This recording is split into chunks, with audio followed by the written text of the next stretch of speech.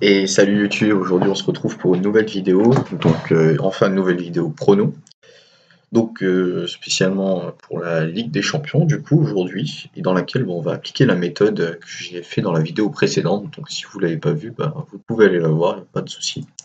Donc j'ai recrédité mon compte Betclic parce que j'avais tout remis sur mon compte bancaire, comme je l'avais précisé avant, j'en ai besoin simplement. Donc voilà, on va appliquer la méthode. Donc, ce que j'ai fait, c'est que j'ai d'abord fait pour un match la méthode en notes. Donc, je vais simplement vous lire mes notes et ensuite on va l'appliquer comme ça en direct pour un autre. Pourquoi pas pour. Je sais pas si je vais faire pour tous les autres matchs, on verra. Donc, du coup, le premier match que j'ai pris, c'est évidemment l'Étoile Rouge contre Liverpool, parce que c'est le premier match qui était proposé. Ça, c'est simplement. C'est peut-être pas le bon exemple parce qu'a priori Liverpool est favori, mais pourquoi pas l'Étoile Rouge pourrait pas accrocher un match nul ou un truc comme ça. En prévision, pourquoi pas essayer de gratter une place en Europa League. Ça me semble être compliqué vu le groupe assez relevé qui est le groupe C, je crois, avec le PSG et le Napoli.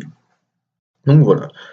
Donc d'abord, qui joue à domicile, qui joue à l'extérieur? L'Étoile Rouge joue à domicile. En plus, on sait qu'il y aura probablement une très grosse ambiance à Belgrade. Donc c'est un petit avantage. Le dernier match, donc la dernière confrontation, enfin les dernières confrontations, il n'y en a eu qu'une et c'est Liverpool qui l'a emporté un gros 4-0 à domicile. Euh, la dynamique, l'Étoile Rouge est sur deux victoires d'affilée en championnat et Liverpool a fait une victoire donc contre Cardiff, je crois. Ouais, si, je crois que c'est Cardiff, un match nul contre Arsenal. Ensuite, on regarde l'enjeu du match. Donc, si Liverpool gagne, il reste premier. Donc, même si le Napoli gagne, même si le PSG gagne. Et si l'Étoile Rouge perd, elle est disqualifiée. Alors, c'est fini pour la Ligue des Champions pour elle. Il restera toujours une possibilité d'Europa League, mais ça risque d'être compliqué, quoi. Il faudrait au moins choper un point. Les deux équipes ont joué samedi, donc pas d'avantage du calendrier. Par contre, Liverpool a joué Arsenal samedi, donc un match très important en Première Ligue. Et l'Étoile Rouge, elle domine assez ardument son championnat avec 10 points d'avance sur le deuxième. Je ne tiens pas le nom des clubs serbes, je suis désolé. Donc, a priori, c'est un match à beaucoup moins d'enjeux. Et l'Étoile Rouge n'a aucun blessé dans son effectif, et Liverpool a Naby Keita. Bon, a priori, il ne devrait pas être trop préjudiciable étant donné les possibilités au milieu de terrain qu'il y a pour Liverpool. Donc, a priori, sur le papier, Liverpool est tout de même gagnant, mais il y a beaucoup de facteurs qui font que l'Étoile Rouge pourrait pas, pourquoi pas, faire un petit quelque chose. C'est pour ça que je ne parierai pas sur ce match. En plus, la cote en soi de Liverpool est trop faible, il n'y a donc aucun intérêt à la faire pour moi, à moins de la mettre avec un combiné, et encore, on ne sait jamais, la surprise est possible. Clairement, comme je l'ai dit, l'Étoile Rouge a des arguments à faire valoir. Donc le deuxième match, c'est Monaco-Bruges. Donc Monaco-Bruges, donc du coup, on va le faire comme ça, tout simplement. Donc Monaco-Bruges, donc à domicile, c'est Monaco. Bon, l'ambiance à Monaco n'est pas forcément, pas forcément un atout. Enfin, ça aide un petit peu, mais c'est pas comme si tu te déplaçais à Liverpool ou je sais pas, d'autres stades comme ça. Donc les derniers résultats, c'était un 3-0, mais c'était en 2003 en faveur de Monaco à l'extérieur, et le dernier, là, c'était un match nul, donc il y a 2 semaines en Ligue des Champions. Donc les séries, Monaco, comme vous pouvez le voir, Monaco, ça ne gagne pas. C'est en galère, pas possible, puisque ça fait 12 matchs, je crois, qu'ils n'ont pas gagné. Si je compte bien, 2, 4, 6, 8, 10, 12, 13. Non, ils ont gagné un match ou pas là? Non, ça fait combien? Ils ont vraiment pas gagné depuis la première journée? Ah ouais. Ah ouais, donc bon, voilà. Donc Monaco, c'est pas la bonne série qu'on veut, quoi. Là, c'est clairement pas la bonne série Monaco, donc clairement pas avantage à eux. Après, le FC Bruges, eux, par contre, ils ont déglingué leur dernier match, mais à l'extérieur, ils ont été tenus en échec et c'est fini sur 2 matchs nuls. Même celui-là, oh purée. Encore une fois, un match nul à l'extérieur. C'est entre guillemets pourquoi je sens bien le match nul, honnêtement.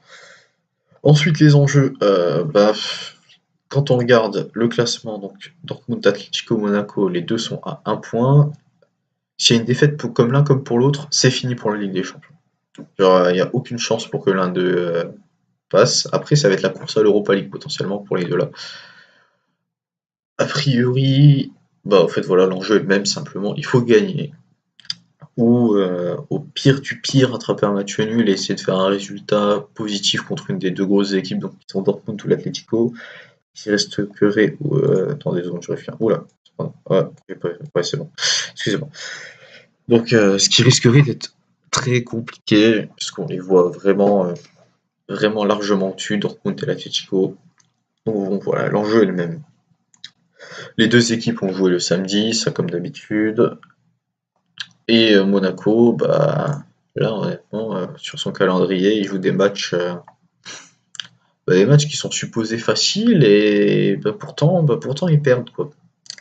Pourtant ils perdent et pourtant ils font des matchs nuls et pourtant ils ne gagnent pas. Donc, voilà quoi. Très honnêtement, je sais pas quoi penser de cette équipe. Je sais pas si elle va descendre en Ligue 2, mais bon, là n'est pas le sujet. Et ensuite, Bruges, si on regarde son classement en championnat, hop, Jupiter League, ils sont deuxième et le match contre la Gantoise, je crois qu'il a été joué il y a pas longtemps. Qu'est-ce que j'ai fait? Ouais, ils ont fait un match nul. Donc ça, c'est un match assez important pour eux. Ça, c'est à savoir. Donc ça peut potentiellement les handicaper un peu pour ce match. Parce que les joueurs seront peut-être donnés à fond pour le match contre la Gantoise et n'auront peut-être pas, voilà quoi. Ne seront pas, j'arrive pas à m'exprimer. Ne seront peut-être pas à fond pour Monaco. Ensuite, on regarde les blessés. Hop. Donc moi, je suis sur ce site que j'aime bien, vraiment, même si de base, c'est pas un site pour ça. Monaco. Hop. On prend. Ok. On va refaire un truc. Voilà. Est-ce qu'il y a des blessés? Ouais, bon, Subasic, déjà, visiblement. Hop, suspension et blessure. Allez, charge. Bon. Goebbels, donc qui était un peu titulaire, enfin pas souvent, mais qui était en titulaire. Rony Lopez, ça peut être très préjudiciable, encore une fois.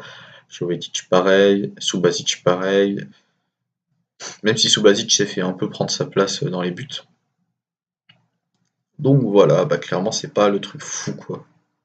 C'est pas. C'est un peu dommage. Donc il y a beaucoup de blessés. Et ensuite le Bruges. Et Thierry Henry va devoir bricoler encore une fois. Et je ne suis pas sûr que ça soit forcément son avantage. Suspension et blessure. Bon, je ne connais pas les joueurs du club Bruges, donc on voit qu'il y a 2 blessés, clairement. Donc voilà. Donc a priori, il y a avantage au club Bruges. Donc très honnêtement, moi je verrais bien match nul. Je pense que je vais même jouer match nul sur ce match. À cote à 3,50. Je mettrais bien genre 10 € sur un match nul et ensuite je referai peut-être un autre truc. Je pense que c'est clairement jouable. Je pense que c'est jouable. Je sens bien le match nul pour ce match, donc je vais mettre ça honnêtement déjà. Ensuite, on verra, je ferai un autre petit pari potentiellement, essayer de choper une cote à 2 pour essayer de gagner 10 € avec les autres trucs. Donc on verra. Ensuite, du coup, les autres matchs, Tottenham-PSV. Bon, et Tottenham, le PSV et Tottenham ont été accrochés, a priori. Donc, après, le PSV gagne toutes les rencontres. Bon, après, ça date un petit peu, donc on peut pas vraiment prendre ça en compte. Et voilà. Mais non, mais en fait, j'ai dit pour ça. Donc ensuite, mes autres paris du coup. Alors du coup, vous avez vu la méthode comment je l'ai appliquée. Donc maintenant je vais vous parler de ce que je pense parier. Napoli PSG. Cote du Napoli très très très intéressante pour le coup. Étant donné que contre le PSG, ils ont mieux joué. Après, est-ce que le PSG va se réveiller? Ça serait vraiment bien pour eux. Donc on peut trouver des cotes potentiellement en plus de 1,5 ou plus de 2,5 buts. Clairement, c'est pas incroyable. Atlético Madrid, Borussia Dortmund, ce match piège. Très vraiment piège parce que le Borussia clairement stompe l'Atlético au match aller. Donc voilà, j'hésite un petit peu. Je pense pas que l'Atlético va gagner honnêtement. Je pense que le Borussia va gagner. Mais ça c'est dur à dire en fait. parce que l'Atlético à domicile, généralement, c'est solide, ils perdent très rarement et ils prennent très peu de buts aussi. Et le Borussia, bah, c'est une équipe qui va vers l'avant et qui va attaquer, attaquer, attaquer, attaquer, attaquer. Ensuite, Inter Milan-Barcelone, ça c'est l'autre match intéressant, l'autre match est vraiment intéressant. Inter Milan et Barcelone, bah, le Barça a beaucoup gagné, après, à part en 2010 où l'Inter avait gagné un match, mais bon, voilà quoi. Ça date de 2010, j'évite d'utiliser ce genre de stats parce que c'est juste piège. Donc voilà. Alors donc du coup, honnêtement, je prendrais bien Naples PSG sur le fait qu'il va y avoir Naples ou nul. Potentiellement, je pense que c'est le meilleur. Parce que le Napoli a gagné son dernier match vraiment hard. Donc avec un Dries Mertens en feu en plus. Je crois qu'il a marqué un doublé, une passe décisive ou marqué un triplé, un truc comme ça. Donc un Dries Mertens qui est monstrueux. Le PSG a galéré un peu contre Lille, même s'ils ont dominé le match. Ça a pêché dans la finition. Donc voilà, honnêtement, je mettrais bien Naples ou nul.